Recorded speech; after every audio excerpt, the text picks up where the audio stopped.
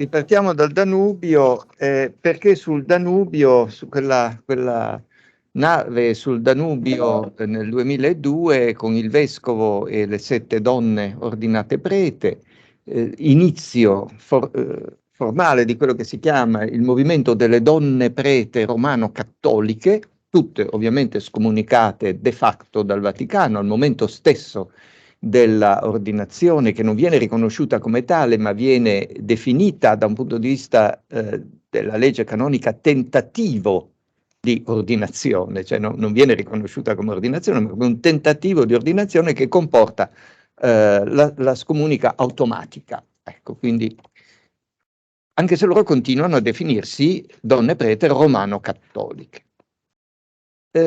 Io sono entrato in contatto, ecco, adesso qui il passaggio è così, vero? Io sono entrato in contatto con la signora che vedete sulla destra, che è Jane Via Ovaia, che fu ordinata diacono nel 2004, prete nel 2006 e vescovo o episcopa, se preferite, nel 2017.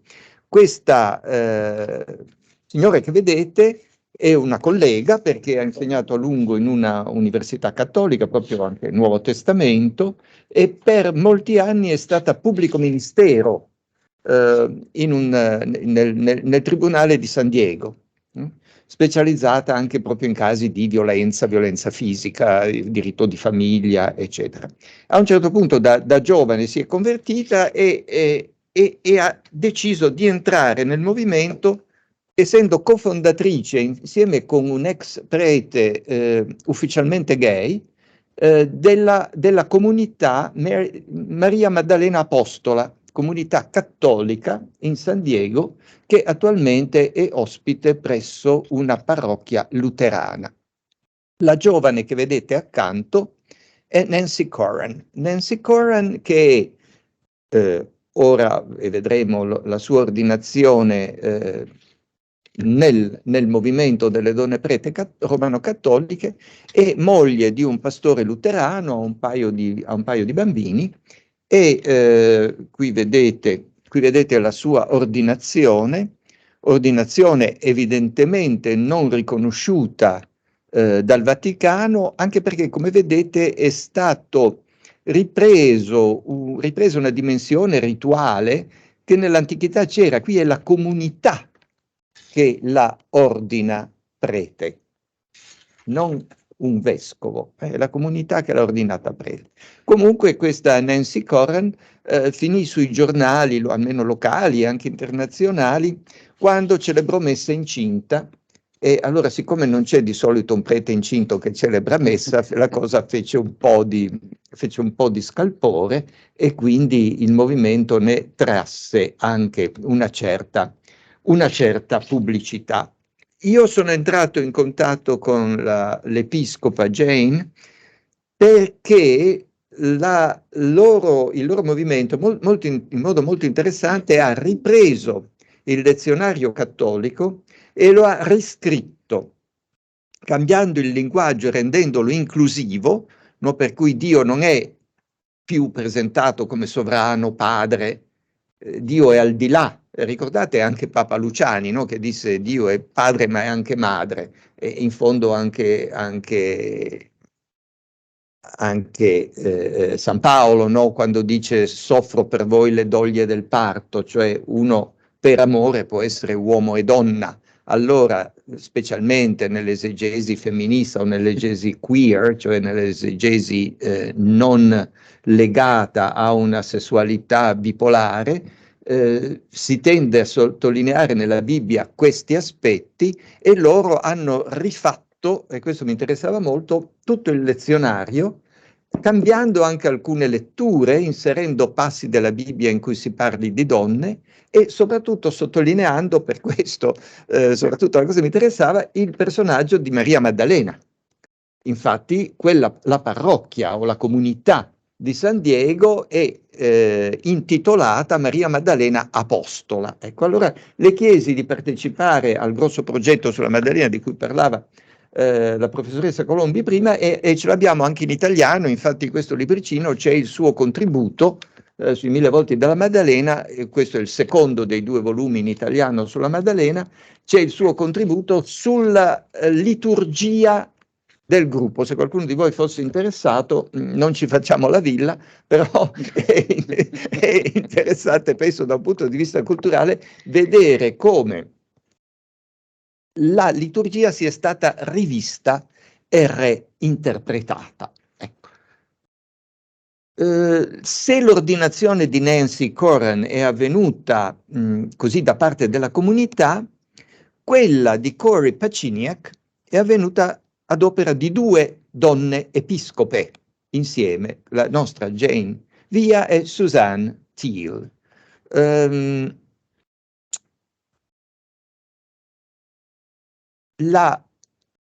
Ecco, questa è l'ordinazione, vedete, con l'imposizione delle mani, quindi una cosa più tradizionale cattolica, e questa è la prima messa concelebrata da Corey con le 2 episcope che l'avevano appena consacrata, diciamo, prete. La cosa veramente nuova è che Corey Paciniak è la prima persona transgender, ufficialmente transgender, a essere ordinata prete nel movimento.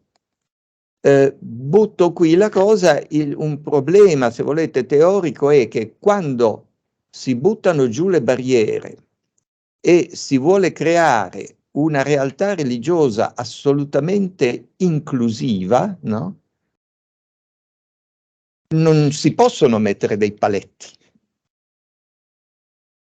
E quindi è stato un problema interno loro. È interessante, il movimento è criticato, diciamo così, da posizioni più radicali, perché dicono: ma perché continuate a chiamarvi cattolica? Lasciate perdere, perché volete, cosa c'entra? Il Vaticano ormai è perso completamente, cioè, e loro invece continuano in questo, però mirano ormai a una inclusività totale, per cui anche una persona transgender, visto che una donna coniugata può essere prete, perché non? Ecco, la questione è, allora, un prete gay che ancora è gay ma è maschio, oppure se un uomo vuole diventare prete nella comunità, viene accettato sì o no? Capite? Ci sono problemi grossi vi volevo dire, e ho incominciato da questo, allora, perché donne possano arrivare a controllare da posizioni di potere la gestione religiosa, devono necessariamente crearsi una loro struttura ecclesiale. Quindi vuol dire che non c'è speranza all'interno delle strutture ecclesiali esistenti.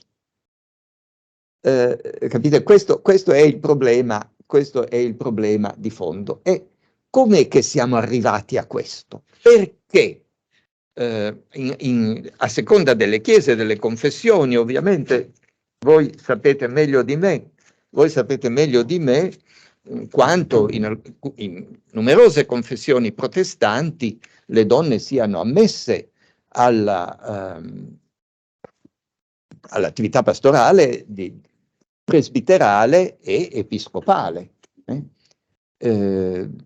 con più o meno problemi. Voi sapete che nell'ambiente anglicano, per esempio, c'è stata tutta una frangia di preti, uomini che non volevano riconoscere l'ordinazione presbiterale e episcopale delle donne e se ne sono staccati. Allora fu poi intuizione di Benedetto XVI creare un rito anglicano per questi quindi preti che cattolicamente si definirebbero uxorati, sono entrati riconosciuti come preti nella Chiesa cattolica, perché voi sapete il celibato ecclesiastico è soltanto per il rito latino.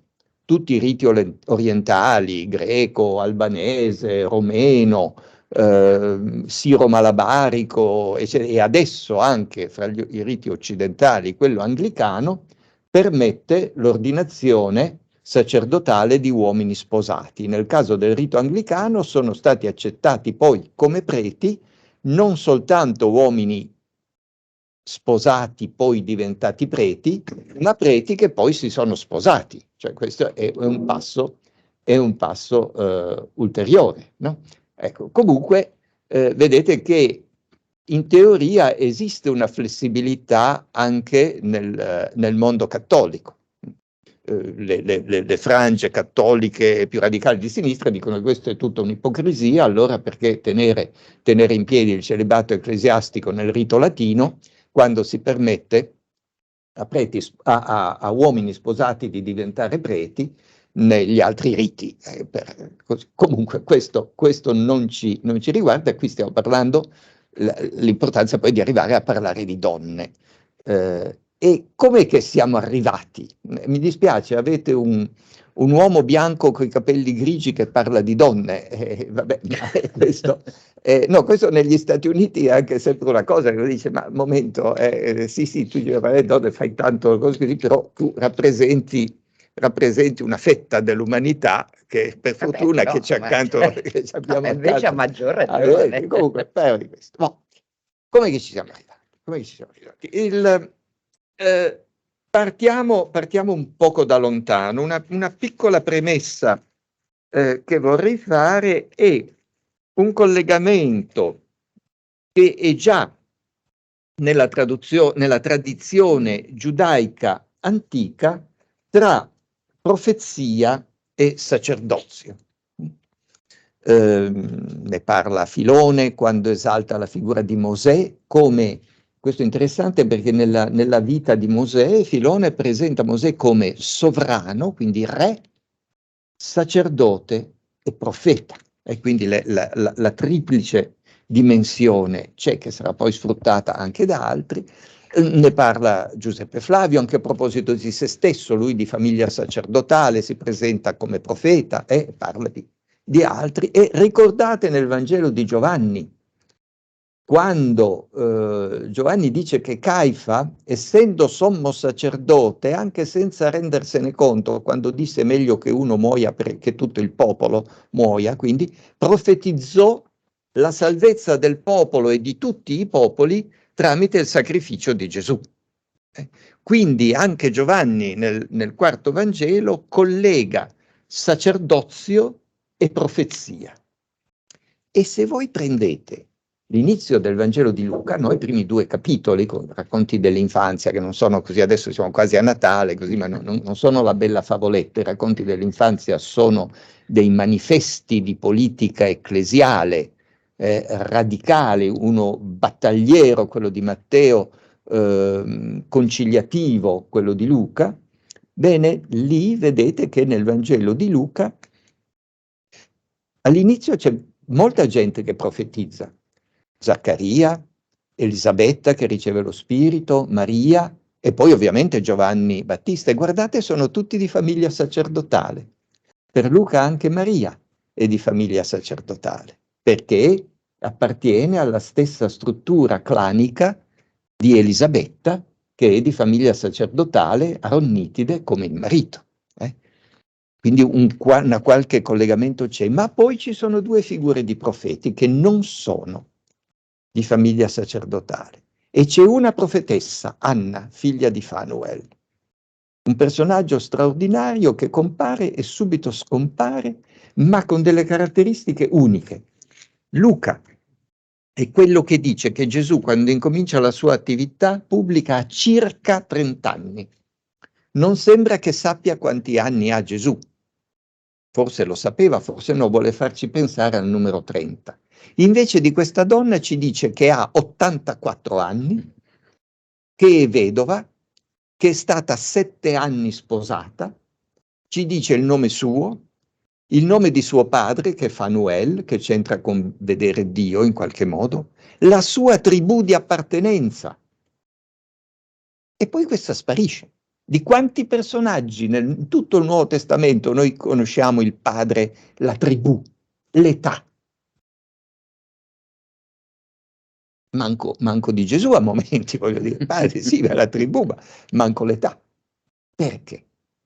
E probabilmente la profezia di questa profetessa Anna, che poi non dice nulla nel testo, è interessante perché Luca è un po' una scalzoncello in questo, presenta le donne profetesse, anche le 4 figlie vergini di Filippo che sono profetesse, però non ci dice che cosa profetizzano, mentre quando parla di contenuti di profezia i profeti sono maschili, sono uomini, Simeone qui, poi negli Atti un certo Agabo che arriva nella casa di Filippo, ci sono 4 profetesse, queste stanno zitte e lui profetizza.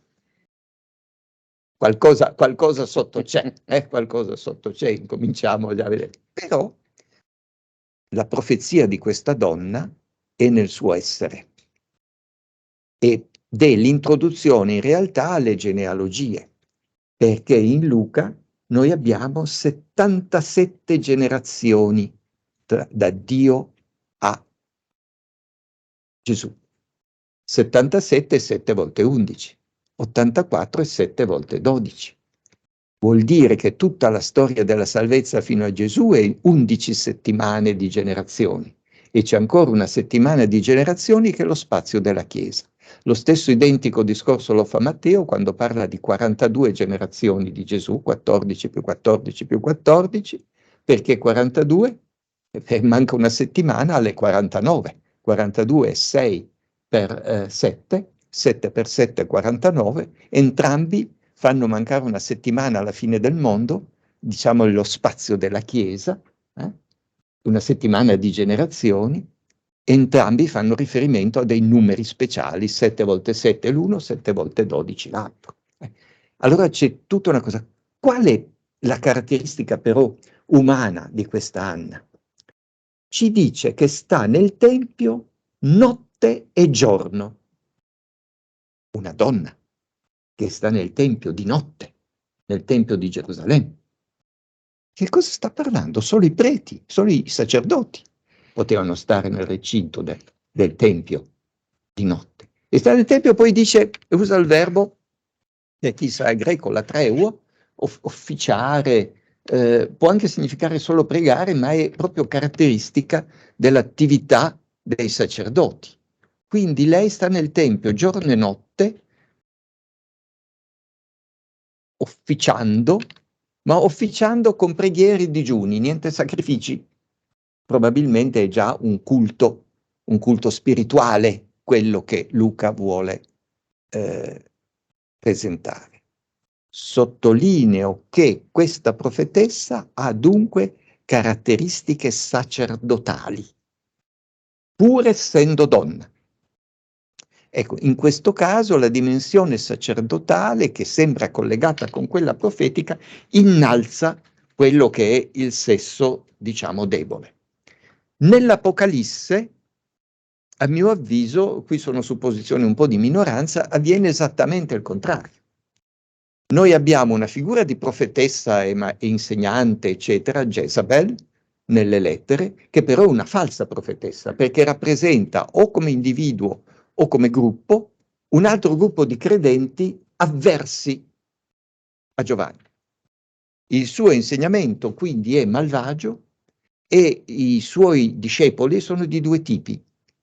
I cosiddetti figli, che saranno uccisi, dice Giovanni, e gli adulteri, cioè gente della comunità che gioca un poco con lei, qualsiasi, questo è interessante, qualsiasi rapporto con questa Jezabel è un rapporto di prostituzione. La prostituzione, che è un termine tecnico per l'idolatria nelle tradizioni profetiche di Israele, della Bibbia, Israele si prostituisce per l'idolatria, diventa una caratteristica dell'attività degli avversari, anche seguaci di Gesù, ma di un altro partito. E a quanto pare nella città di Tiatira questa Jezabel ha la maggioranza della comunità, perché Giovanni dice che i suoi, quelli che credono a lui e che non sono caduti nella trappola di questa donna vera o simbolica, sono un resto, un residuo, che è terminologia biblica, vero, che ha un significato teologico, chiaro, da un punto di vista socio-antropologico, quanta gente fosse non lo so, ma sembra proprio una minoranza. Quindi Giovanni è in minoranza e se la prende con la maggioranza e identifica l'insegnamento della maggioranza in una donna che è insegnante, profetessa, ma dal lato sbagliato. Tuttavia usa un'immagine femminile per rappresentare la leadership del gruppo cristiano avverso. Questo è interessante in uno come Giovanni. E l'altra immagine è quella della grande prostituta. Se andate a vedere l'immagine della grande prostituta, ha addosso vestiti regali e sacerdotali, ha tutte le caratteristiche regali, ed ha, qui dovete un po' stare a quello che vi dico, nella struttura del racconto anche una dimensione profetica o pseudo-profetica. Secondo me, secondo noi, siamo in un gruppo di minoranza, rappresenta la Gerusalemme che sta per cadere e che sarà distrutta, c'entra poco con Roma, essendo Roma già rappresentata dalla bestia su cui la prostituta siede. Questo è un discorso più lungo. Quello che vi volevo dire allora è che a livello di Nuovo Testamento, in Luca da una parte e in Giovanni dall'altra, abbiamo figure femminili dotate di caratteristiche profetiche. Nel caso di Luca, la profezia profetica e sacerdotale. Nel caso di Luca, la dimensione profetico-sacerdotale, diciamo così, nobilita la figura femminile. Nel caso di Giovanni, la femminilità è simbolo della degenerazione della profezia, del sacerdozio e della regalità giudaica e forse anche degli altri seguaci di Gesù che non seguono la stessa linea. Quindi vedete allora che la funzione a livello di immagine, la funzione della donna come immagine è diversa, che in un senso in una direzione e nell'altra andiamo dall'altra. Questo poi lo si vede nel corso dei secoli, no? Come questo si sviluppa. Perché una visione negativa della donna? Perché la donna può essere presentata come la degenerazione del maschio? Parliamoci fuori dai denti, ma qui c'è già Aristotele, insomma, che dice che la donna è un maschio incompleto, le donne sono inferiori, e c'è niente da fare, è una struttura, diciamo, biologica. Ecco, quindi questo tipo, chiamiamolo di pregiudizio o di riflessione, è ben radicato sia nella cultura greco-romana, sia nella cultura giudaica, sia nel cristianesimo delle origini, almeno in alcuni ambienti. E quello che succede dopo, almeno da quanto sappiamo noi, e dobbiamo sempre ricordare che le fonti che abbiamo sono normalmente di parte, è un qualche cosa che in molti autori conferma la negatività, pericolosità, inferiorità della donna e delle donne in generale. Vi racconto qui alcune cose anche a livello un po' così aneddotico. Ireneo è un padre della Chiesa che nella seconda metà del secondo secolo scrive un trattato contro le eresie, le prime eresie. Lui veniva dalla provincia d'Asia, ma si trova in quella che oggi è la Francia, nella zona del Rodano, e lì è a contatto con un gruppo guidato da un certo Marco, che lui chiama Marco il Mago, perché e i suoi seguaci sono i marcosiani. Che cosa fa questo Marco il Mago? Questo Marco il Mago celebra messa, con cui un'eucaristia, diciamo l'altra, però con dei gesti magici. Parte con un liquido che sembrerebbe acqua in un calice piccolo, lo rovescia in un calice grande e finché il calice grande trabocca. Poi invoca un'entità celeste, Grazia, Caris, quindi un'entità femminile, il cui sangue spirituale scende nel calice e questo a quanto pare diventa rosso, no? Come sangue. E lui dice un po' c'ha le polverine, un po' però c'è anche il suo diavoletto che lo aiuta, che è un mago. La cosa per noi interessante è che lui chiama all'altare delle donne e le fa in qualche modo concelebrare e conconsacrare. Non sappiamo se c'era anche il pane, però di quest'acqua, il vino, quello che è, coincidenza. E poi ha delle preghiere speciali. Ha delle preghiere speciali in cui questo Marco dice alla donna: preparati a ricevere tramite me, a ricevere in te lo sposo celeste, lo sposo spirituale. Prepara la tua camera nuziale ad accogliere il seme di luce, eccetera, eccetera. Cioè butta già lì, vedete, quest'idea dell'accogliere il seme, perché poi, quando questa ha concelebrato, eccetera, dice, adesso profetizza. Allora, vedete, prima una dimensione sacerdotale, poi la dimensione profetica. E Ireneo dice, queste povere disgraziate sono così emozionate, lì non sono più affari, cominciano a parlare bla bla bla bla, e poi allora lui le interpreta e dice, vedi che profetizzi, vedi che stai profetizzando, no? Parlando di questa cosa così. Ripeto, Ireneo ha la sua cosa. E poi c'è il passo successivo che è un sacramento gnostico, il sacramento della camera nuziale, di cui poco sappiamo, ma che doveva essere una specie di matrimonio spirituale a livello di spirito, appunto, ma probabilmente in certi casi o in molti casi anche a livello di carne. Tanto che infatti Ireneo dice no, ma Marco e i suoi discepoli vanno a cercare in giro tutte le fanciulle ricche e belle, poi le portano all'altare, gli fanno il discorso della consacrazione e della profezia, poi se le portano a letto brutalmente, papalmente, e parla anche di casi concreti che lui ha visto. Guardate che sempre con la storia che il congiungimento spirituale porta a una conoscenza di Dio particolare. Quindi il sesso, l'attività sessuale servirebbe al raggiungimento di una estasi o di un rapporto più diretto con Dio. Io non ho problemi a dubitare, cioè a non dubitare che Ireneo abbia ragione in questo, perché succede spessissimo.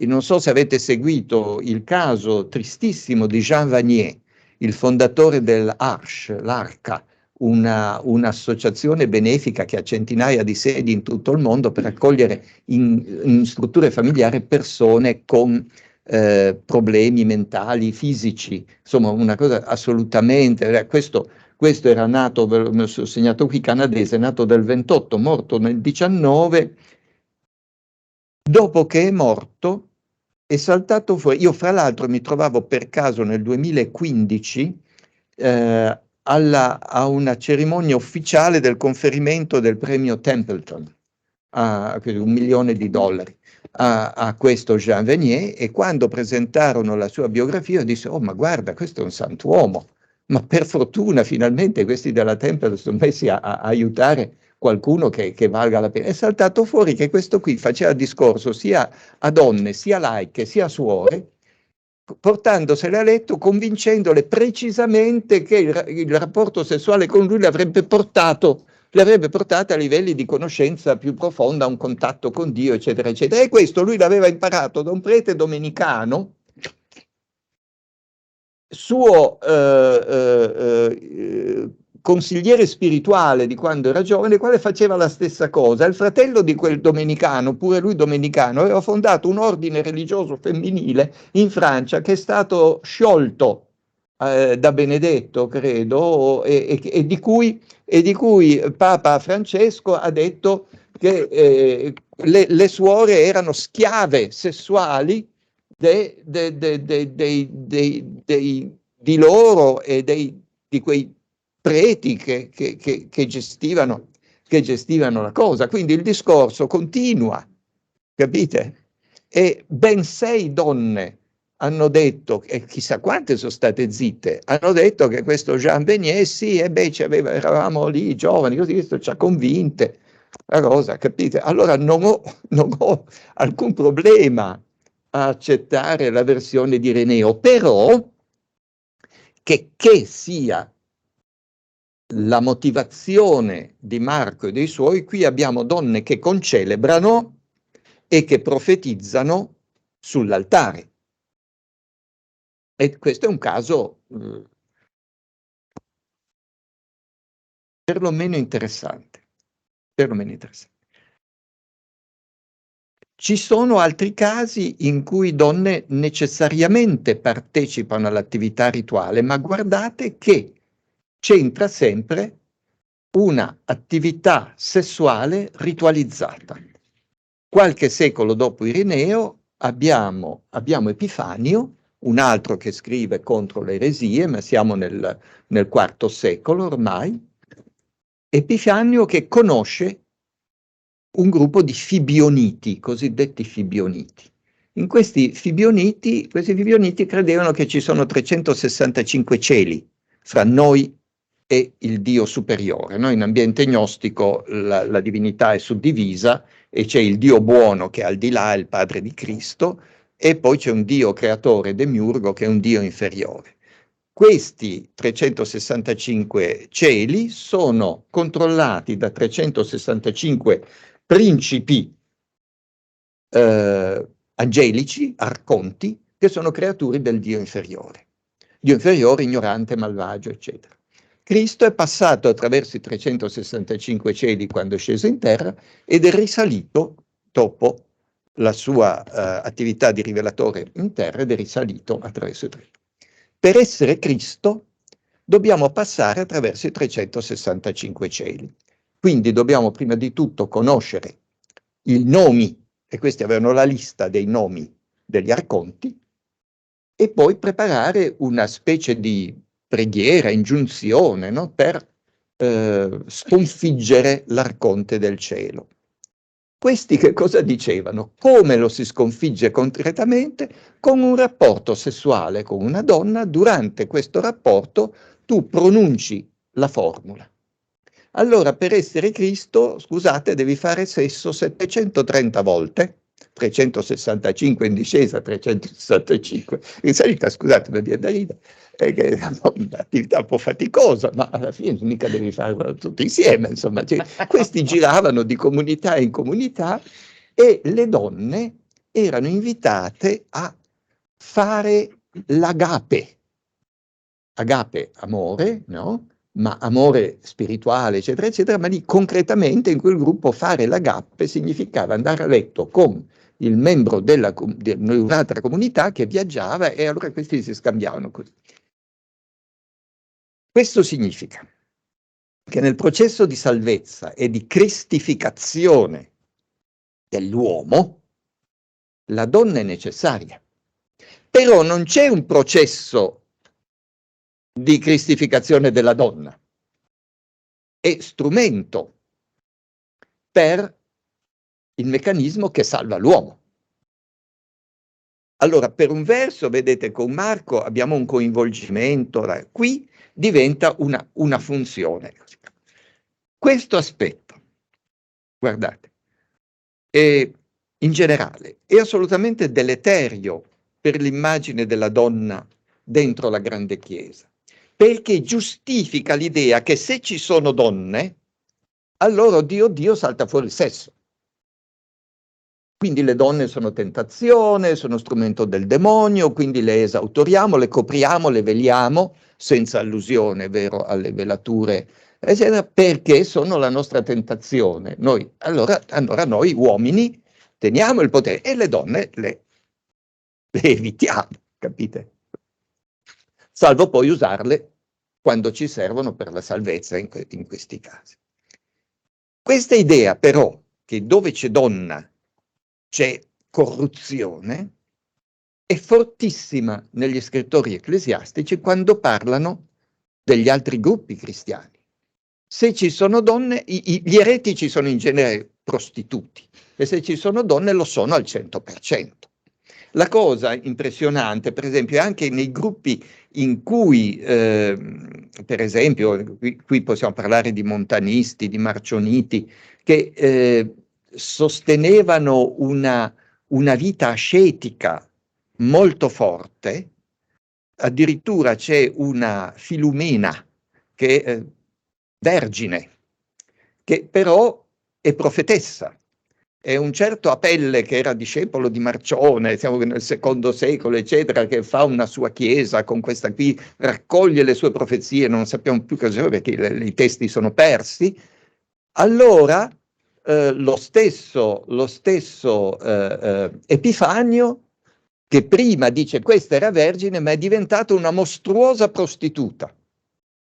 Allora l'etichetta di prostituta viene attaccata a tutte le donne che non fanno parte della mia confessione religiosa. Capite? Questo è proprio appiccicato lì. E lo vediamo dappertutto, lo vediamo, Epifanio poi si sfoga in certi casi, lui parla di un gruppo ristretto, di una eresia molto piccola, sembrerebbe, che però è durata un po' di tempo. Il nome è stranissimo, colliridiani. Colliris è una pagnottella, perché queste donne di provenienza forse della Scizia, poi però presenti anche in Arabia, comunque in una zona dove c'era il culto della grande dea donna, veneravano, adoravano la Madonna come dea e le offrivano delle pagnottelle con cerimonie di processioni, eccetera, che poi venivano mangiate, quindi una forma di comunione con il pane da solo, sembrerebbe, in cui queste donne svolgevano una funzione sacerdotale. E lì ci sono frasi terribili del nostro Epifanio, il quale dice sì, ma si vede proprio che le donne sono intellettualmente inferiori, sono fragili, sono volubili, non hanno cervello, per questo il diavolo si approfitta di loro per creare le fandonie più scombinate. Noi dobbiamo pensare da uomini, dobbiamo pensare da maschi per capire le cose. Una frase, guardate, che fa effetto a leggere scritto proprio così, papale. Scritta così. E questo c'è dappertutto, insomma, anche se volete leggere cose nelle pseudo-clementine, il maschio è la destra e la luce e la superiorità, la femmina, la sinistra, l'inferiorità, la tenebra, no? Questa contrapposizione fra luce e tenebra, eccetera, eccetera. La soluzione alternativa, vi dicevo prima, alla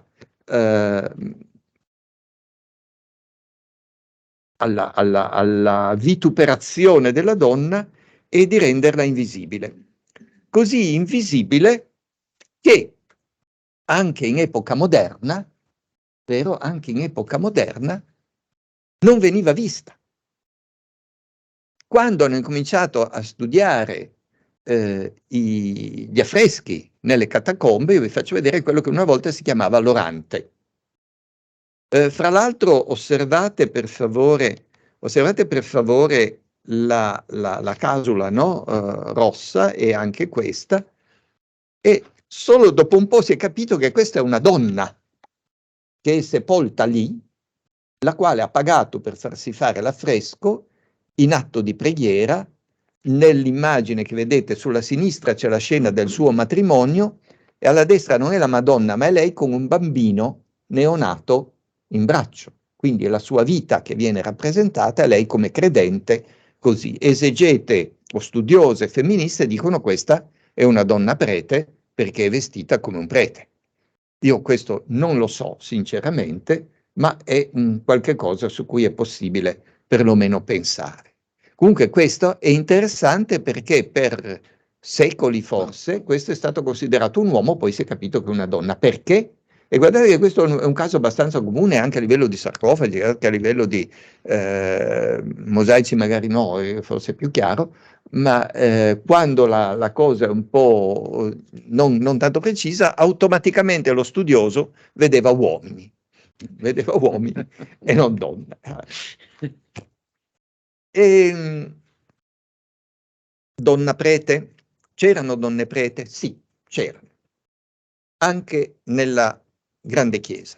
Abbiamo una lettera famosa di Papa Gelasio siamo nella metà del V secolo, il quale, arrabbiatissimo con vescovi e preti dell'Italia meridionale, dice: come fate ad ammettere all'altare delle donne? E dice in latino secundum ordinem virorum, cioè secondo l'ordine degli uomini maschi. Ma ordine lì che vuol dire? A moda degli uomini o secondo l'ordine dell'ordinazione? Cioè sono ordinate, queste partecipano, concelebrano o celebrano l'Eucaristia. E ci sono altre testimonianze, adesso sempre più se ne trovano anche epigrafiche di sepolture, eccetera. E ci sono anche 2 episcope. Questo è molto interessante, siamo in Santa Prassede, in Roma, Basilica di Santa Prassede. La persona a sinistra, con l'aureola quadrata, quindi di solito è una persona viva ed è la persona che paga per fare il mosaico, ha il nome Teodora Episcopa, proprio scritto papale. Accanto ci sono 3 donne, in mezzo la Madonna che vedete un po' più alta, e poi le 2 sante locali, Prassede e Pudenziana, quella della Basilica di Santa Pudenziana, che accanto, ma le 2 erano sorelle, secondo la leggenda figlie del senatore Pudente che sarebbe stato convertito da San Paolo, insomma, figurarsi. Qualcosa c'è, perché quelle terre lì appartenevano effettivamente a quella famiglia, sembrerebbe, ma forse questi si sono rifatti il pedigree una volta che sono diventati cristiani, insomma, non lo so. Comunque, tu sei la geografa qui, e quindi ti scarico la patata, e c'è anche nel pubblico, ci sono anche altri agiografi o geografe. Ecco, Poi vedi, in italiano tendiamo a usare il maschile, vabbè. Vabbè, comunque sia, la nostra Teodora, vedete, allo stesso livello delle sante, delle 2 sante, solo leggermente inferiore rispetto. Chi era sta Teodora? C'è un'iscrizione alla base nella chiesa che dice che questa amatissima Teodora, gloriosa episcopa, era la madre di Pasquale, oggi Pasquale I, episcopo papa di Roma, il quale papa regnò tra l'817 e l'824, siamo all'inizio del IX secolo, e si specializzò nell'andare a scavare nelle catacombe, tirare fuori corpi dei santi e metterli nelle basiliche. Anche qui, in questa cappella, l'iscrizione dice che lui mise il corpo della madre e quello di molti santi, c'è tutta una lista di nomi di santi che aveva recuperato da varie catacombe. Sembrerebbe quindi che Teodora a questo punto sia morta, che sia la sepolta lì. Poi nel mosaico absidale abbiamo Pasquale I, anche lui con l'aureola quadrata, come tradizionale, appunto per quelli che sono via, lui era quello che aveva il potere di fare le cose. Non ci sono altri casi noti di una madre di un vescovo che sia chiamata vescova. Perché? Era così potente? Aveva delle funzioni nella comunità? Può essere solo un termine onorifico?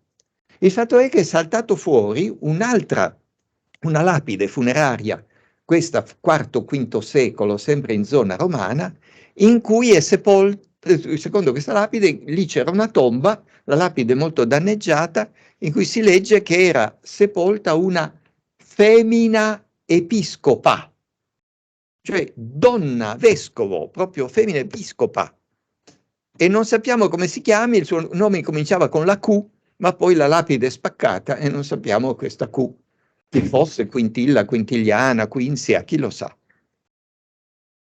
Però abbiamo un'altra donna episcopa, che non è perché era moglie di un episcopo, proprio perché lo era lei.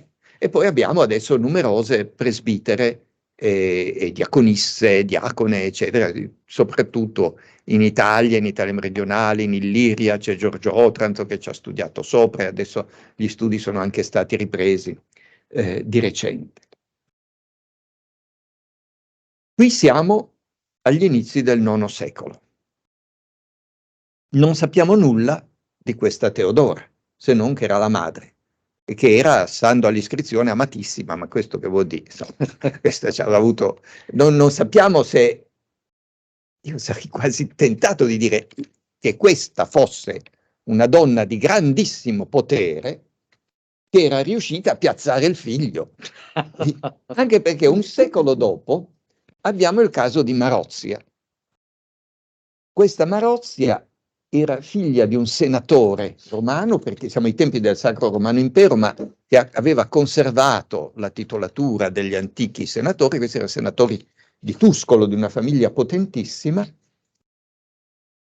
Siamo in un periodo considerato di estrema corruzione, tanto che il cardinal Baronio, no, lo studioso gesuita che nel 500-600 riscrisse un po' tutta la storia dei papi in chiave antiprotestante per difendere un po' il Vaticano, dice questo è un seculum obscuro, è un secolo tenebroso proprio per la corruzione.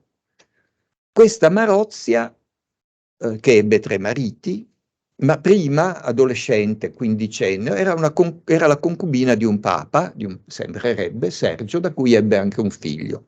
Poi si sposò una prima volta e, se volete sapere, con Alberico, duca di Spoleto, fece 4-5 figli, poi rimase vedova, sposò un Guido, marchese di Toscana, ebbe un paio di figli e finalmente di lui fratello Ugo di Provenza, che fu re d'Italia dal 926.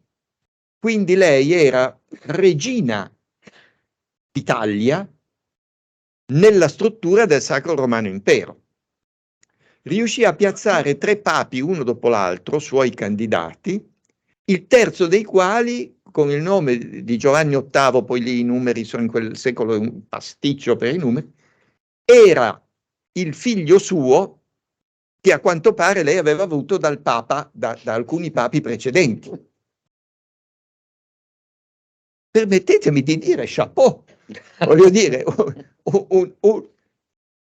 ma perché Carlo V non cercava di piazzare i suoi, perché i sovrani non cercavano di piazzare il fratello, il cugino, il cognato, il figlio, quelli li facevano cardinali, questi vivevano come i principi nelle ville più belle che ci fossero nell'Italia e in giro per il mondo, con tutte le concubine e i concubini che volevano a seconda delle loro tendenze, e quando riuscivano a farne uno papa tanto meglio, come Rodrigo de Borja, no? Alessandro VI, Borgia, eccetera.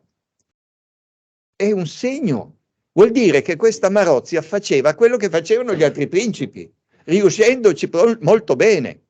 Però io ricordo ancora, a parte il Seculum Obscurum, di avere letto molti anni fa: questo è il momento più tenebroso nella storia della Chiesa. Perché è il più tenebroso?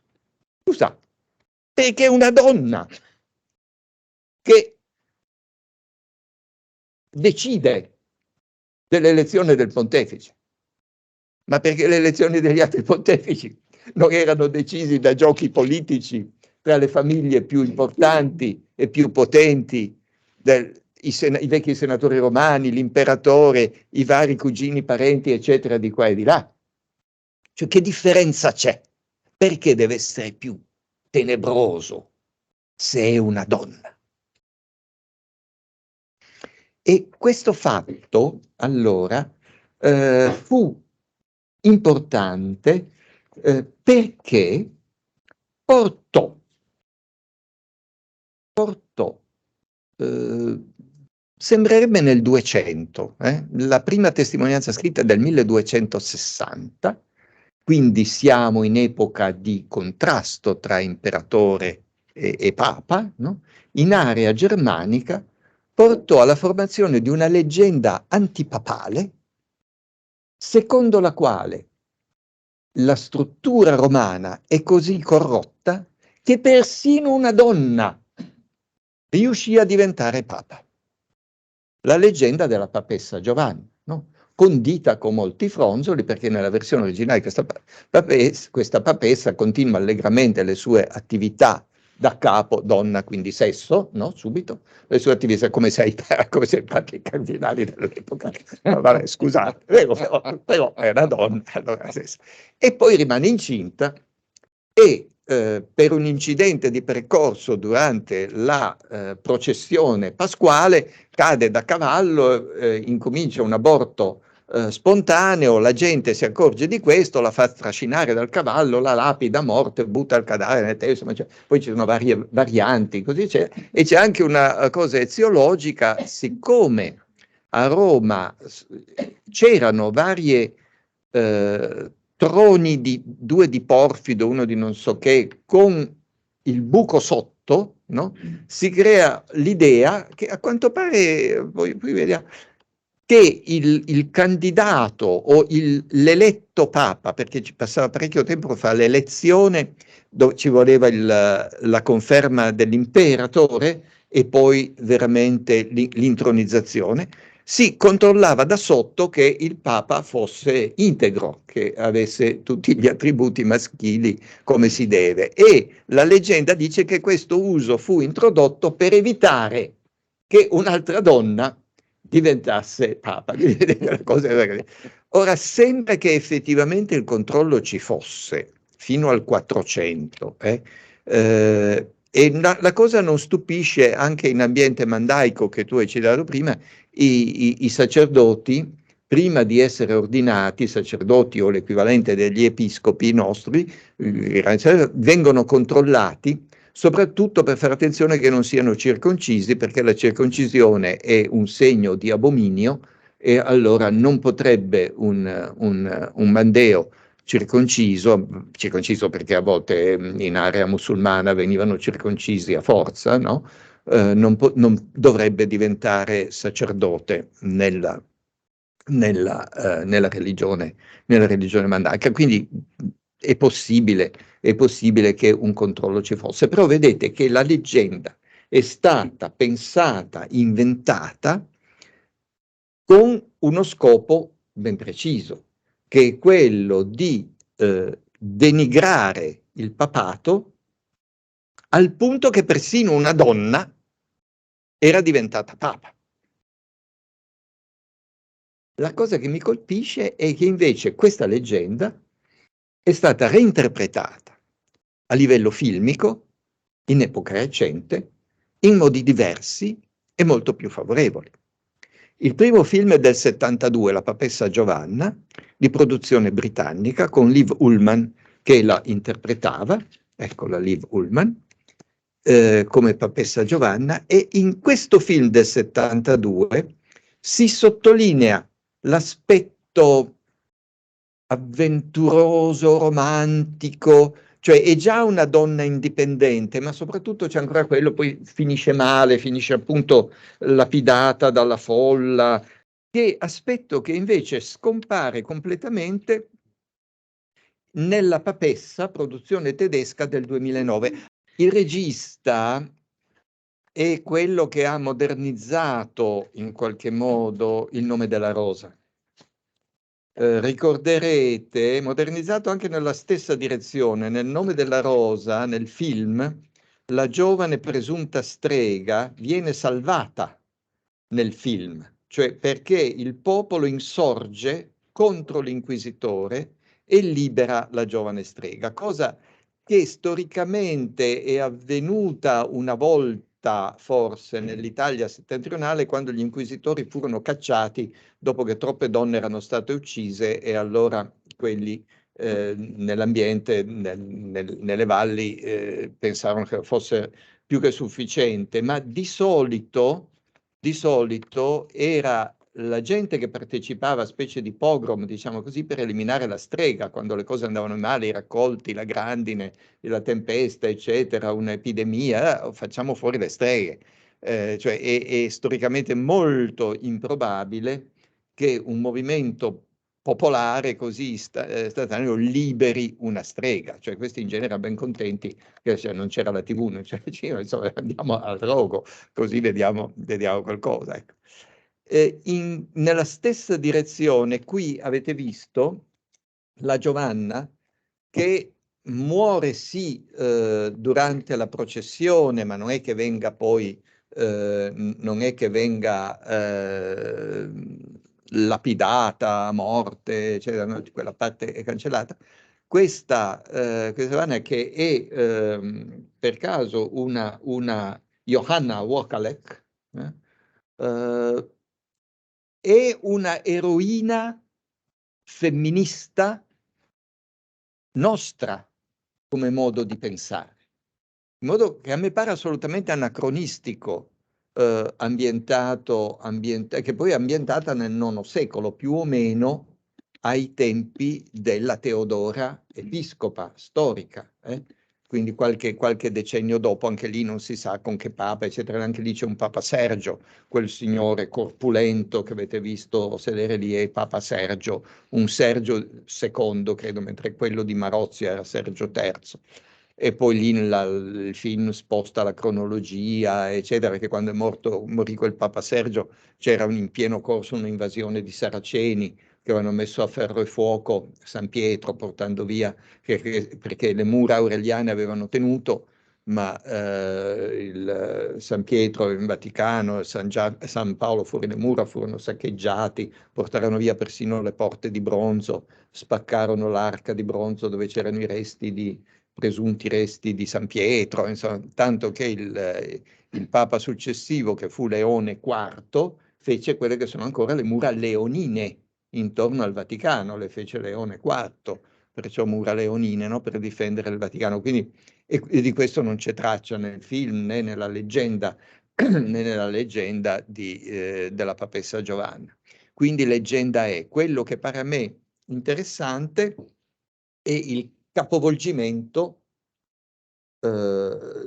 di ipotesi, non più una donna come segno dell'estrema corruzione del mondo papale, medievale, ma come momento di, non so, di elevazione di fronte a gente lì che faceva solo politica, questa qui invece è una persona spiritualmente valida. Si tratta per me di un femminismo da bottega per fare soldi che non è convincente nella ricostruzione storica delle cose. Se vogliamo essere femministi, credo che dovremmo essere in modo più serio, riconoscendo che, detto fuori dai denti, c'è ancora molta strada da fare.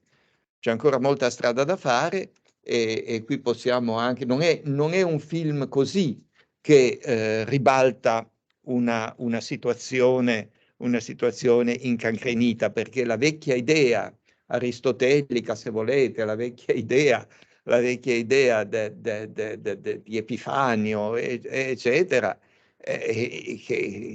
sulla inferiorità strutturale, biologica, intellettuale delle donne è, direi, piuttosto diffusa e radicata e a volte non ce ne rendiamo nemmeno conto. Ecco, faccio anche autocritica, insomma, da maschio bianco con i capelli grigi, cresciuto anche in un ambiente in cui il politically correct o la gender correctness non esisteva, vero? Ogni tanto pure il sottoscritto, anche se a contatto con queste storie, pure il sottoscritto distinto, vero, tende a porsi su posizioni che non sono prettamente femministiche. Ecco.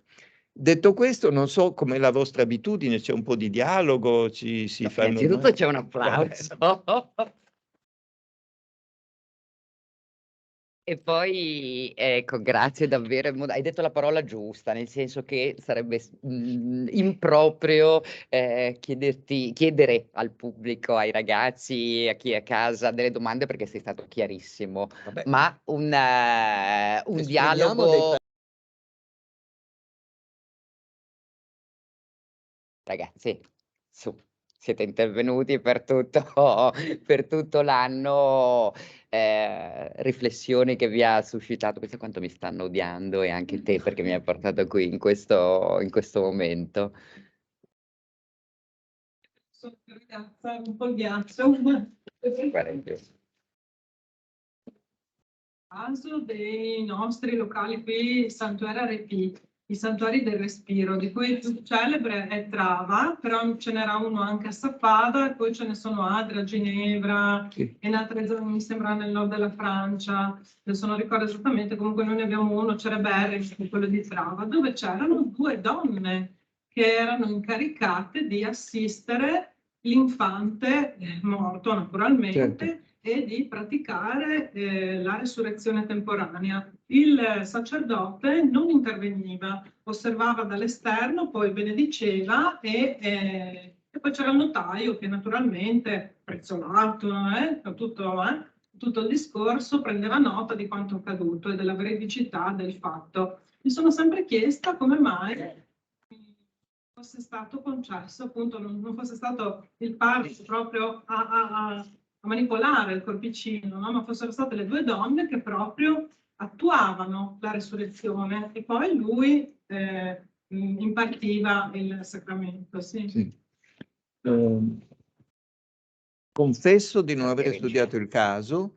In Italia la cosa di recente è stata ripresa da Ada Campione dell'Università di Bari, che c'è scritto sopra, l'ho anche sentita, e quindi il caso è studiato.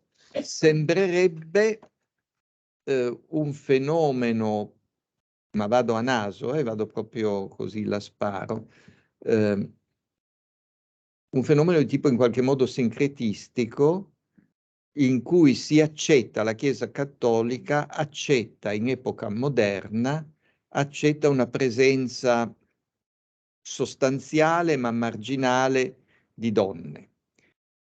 Una riflessione che possiamo fare con il culto delle pagnottelle, no? Dei calliridiani di cui vi dicevo prima, che oggi come oggi, soprattutto vedendo quello che accade per esempio in America Latina, dove viene cristianizzato un po' tutto, no? Cattolicizzato un po' tutto dall'uso dei pollini o della farina di grano turco invece dell'acqua benedetta, no? Con la vecchia ritualità amerindiana viene reintegrata nel culto cattolico finché la cosa funziona.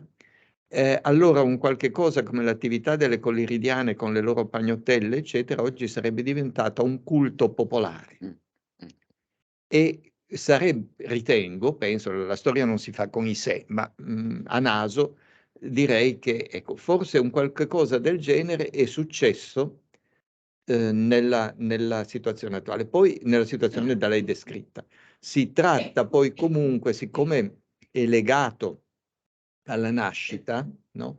È abbastanza logico pensare a una presenza femminile di levatrici, sì. in qualche modo, che come la levatrice porta impropriamente, ma aiuta a venire alla vita il neonato, anche in questo caso ci siano delle donne levatrici spirituali che manipolano il cadaverino in modo che sembri uscire la piuma, no? Il soffio o qualcosa per dire ecco è vivo, allora il prete subito amministra il battesimo, l'altro registra e i familiari sono in qualche modo contenti perché il bambino è morto, ma almeno l'anima è salva. Quindi si sarebbe forse aggiunto, non lo so, questo vado per pure ipotesi, altri dovrebbero rispondere a questo, allora una cristianizzazione di un uso che comunque riconosceva alle donne una funzione primordialmente importante. Però ho parlato così alla rinascita, sì.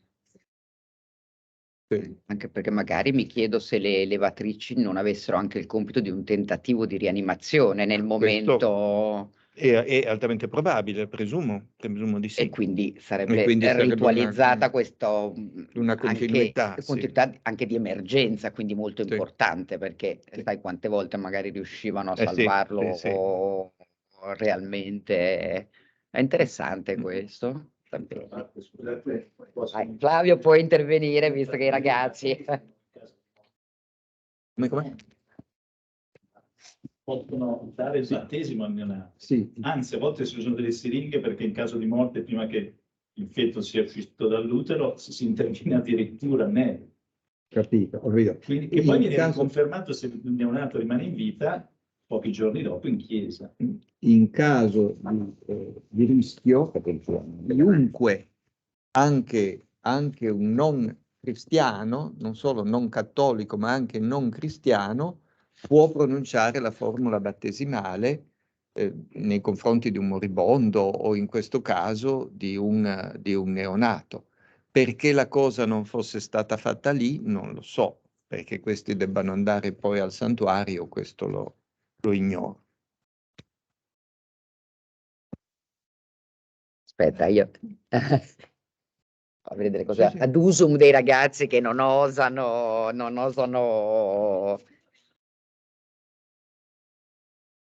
Ada Campione. Campione. Laura, riferisci a Ada che l'abbiamo evocata.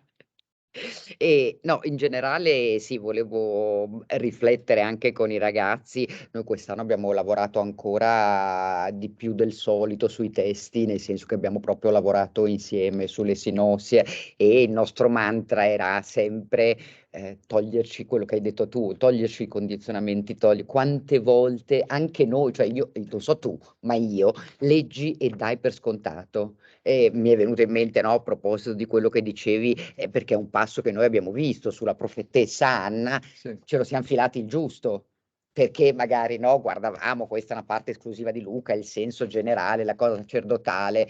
Io ho l'impressione, lavorando poi con le loro generazioni che si susseguono, no? Quindi un corso che cresce su se stesso, che sia alla fine uno scavo infinito, perché no, c'è sempre una precomprensione che tu metti e che poi quando togli dici ma che cosa mi sta dicendo in questo momento? Quindi sì, grazie anche per questo ennesimo spunto, poi loro dovranno fare un elaborato con un testo, quindi chi si occuperà di questo potrà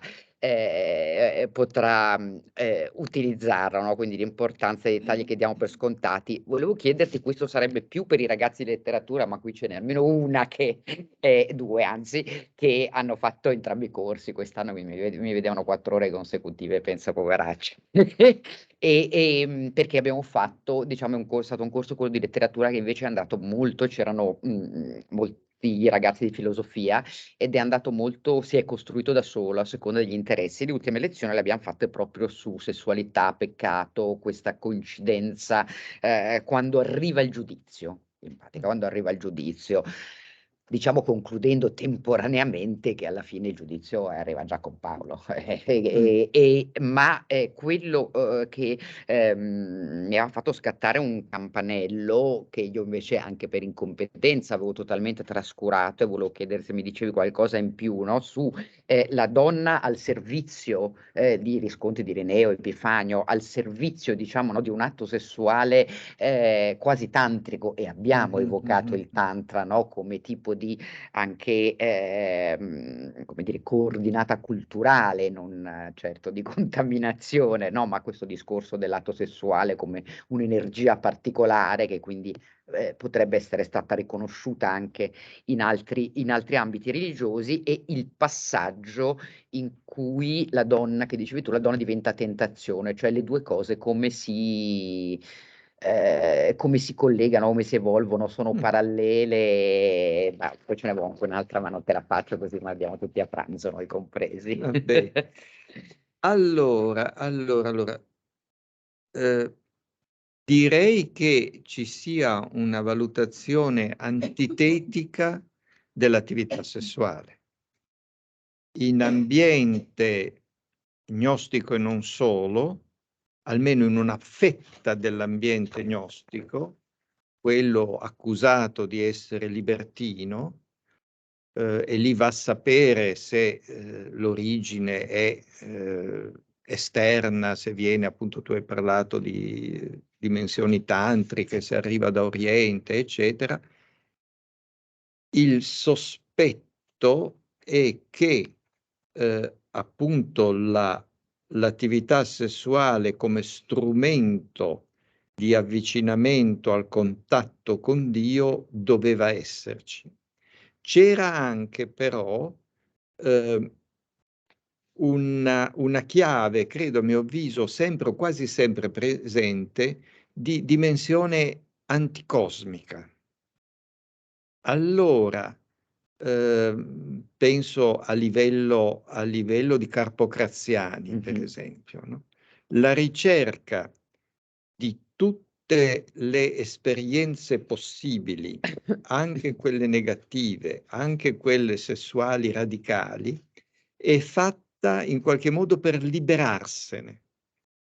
Cioè l'anima o lo spirito, quello che vuoi, deve passare attraverso tutte le esperienze possibili, anche le più turpi, eccetera, perché così alla fine si libera e non si reincarna più o non si reincorpora più.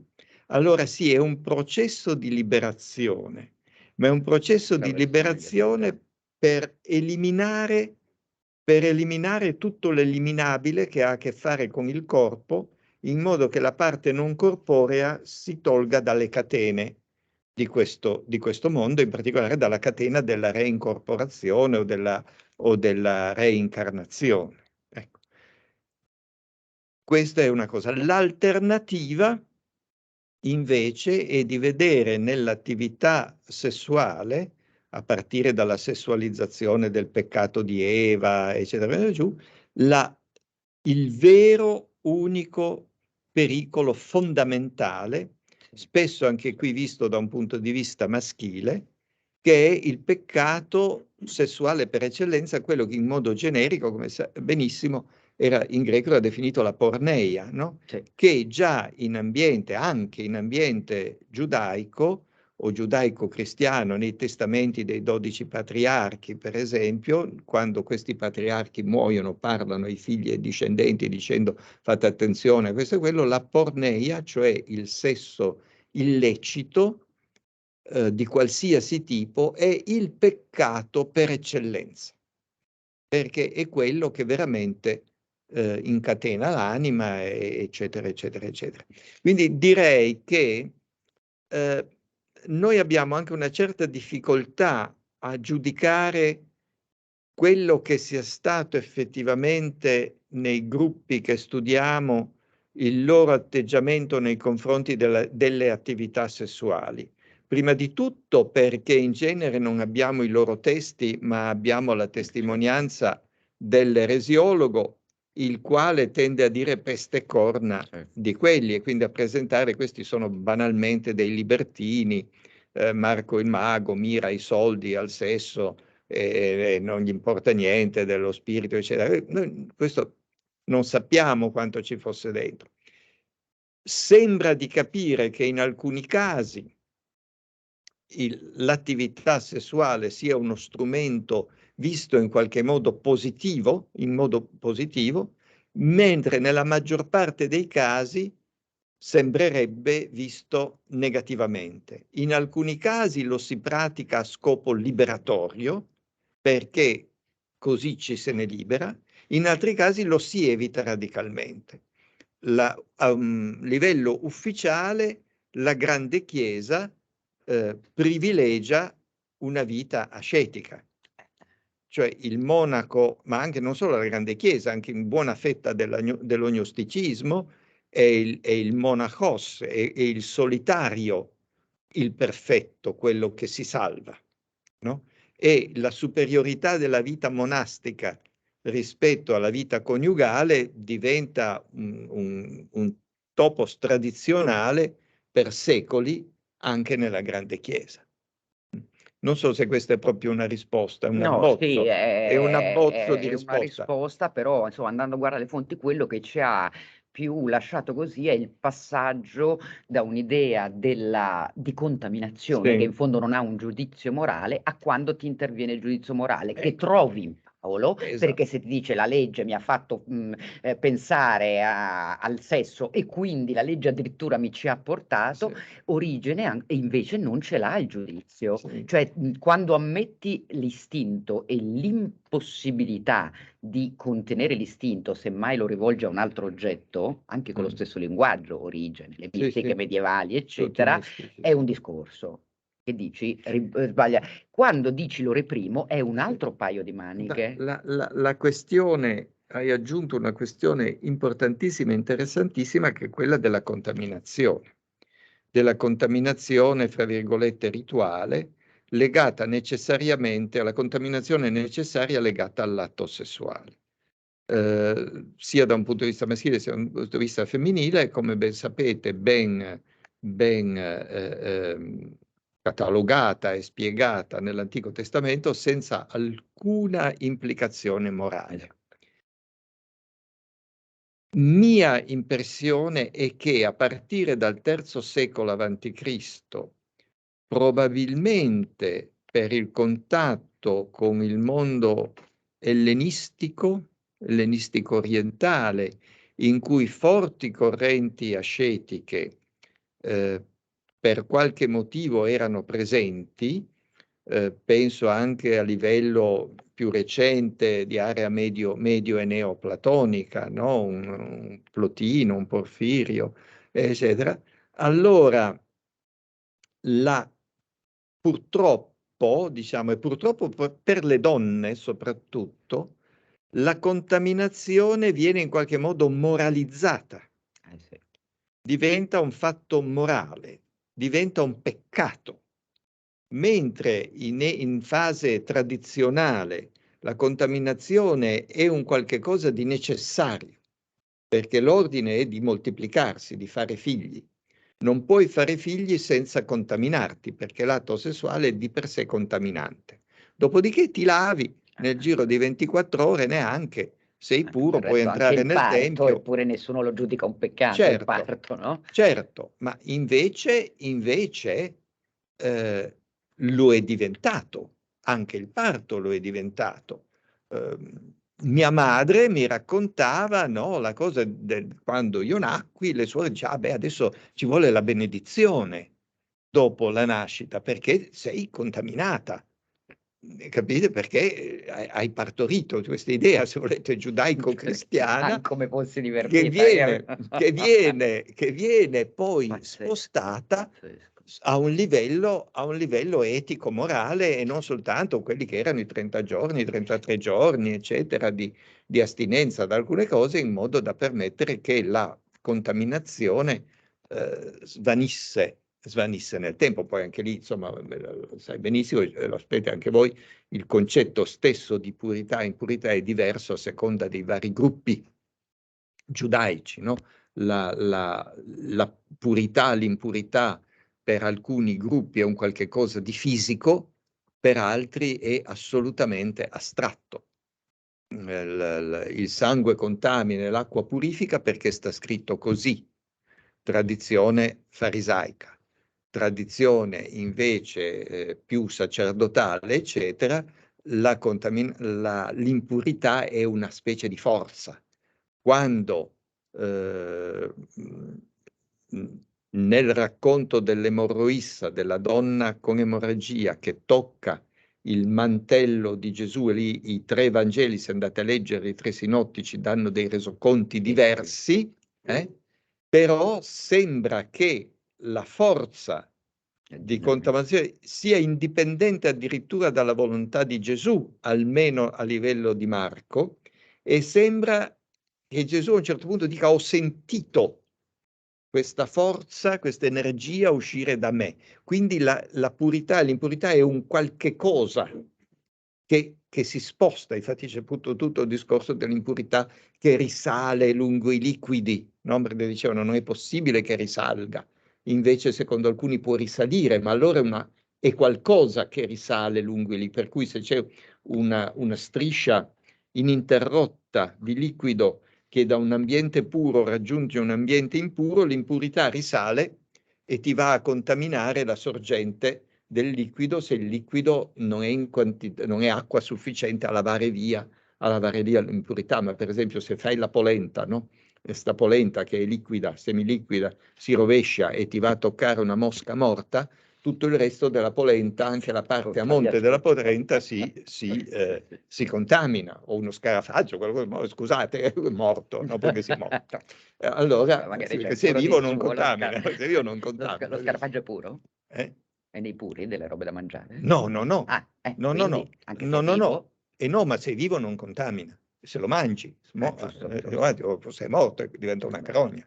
Ma se è vivo, solo il capro espiatorio contamina da vivo, perché è caricato di tutti i peccati di Israele e allora rende impuri al contatto da vivo, ma gli altri animali no. Comunque se ne discuteva moltissimo, tutta la polemica che sono impuri, no? Non date le cose sante ai cani, è tutta una polemica antisacerdotale, farisaica, antisacerdotale.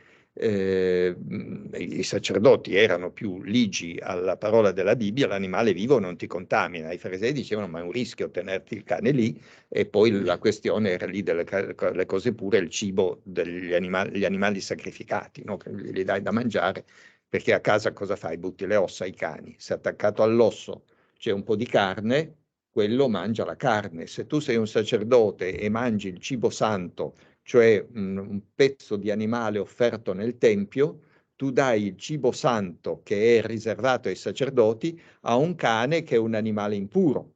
Quindi il cibo santo entra in un contenitore impuro, che non è bello per il cibo santo.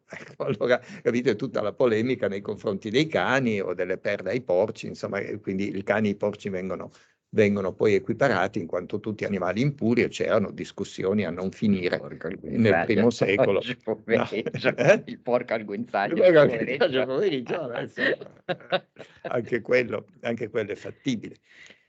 No, direi che a partire dal III secolo a.C. c'è una moralizzazione anche in ambiente giudaico della contaminazione. Questo diventerà drammatico poi in ambiente cristiano, perché a questo punto le donne sono tagliate fuori, perché le donne sono fonte di contaminazione costante, sono quelle che ogni mese hanno un mestruo che è uno dei liquidi più contaminanti di questa terra. Se fai sesso con le donne ti contamini comunque. E quindi è l'inizio della fine, insomma, un po' l'inizio della fine. Uscirne è difficile, ecco.